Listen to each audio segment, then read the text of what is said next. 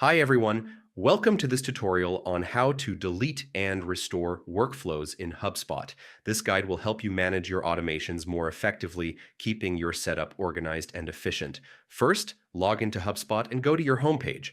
This is the central hub where you'll manage all activities, and it's the starting point for working with workflows. Next, head over to the automation section. This is where all workflows are stored and organized, giving you control over your automated processes. From here, select workflows. You'll see a list of existing workflows that you can manage. To delete a workflow, click on the More option next to the one you want to remove. Choose Delete from the drop-down menu and then confirm your action. This confirmation step is important as it helps prevent accidental deletions. Now let's move on to restoring deleted workflows. If you've removed one by mistake, don't worry. HubSpot makes it easy to bring it back.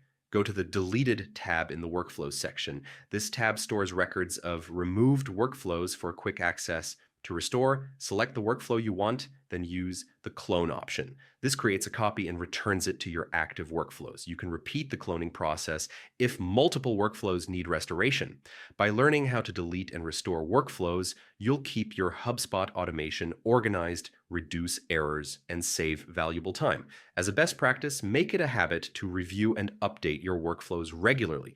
This ensures your automations stay aligned with your business goals and run smoothly. And that's it. You now know how to delete and restore workflows in HubSpot.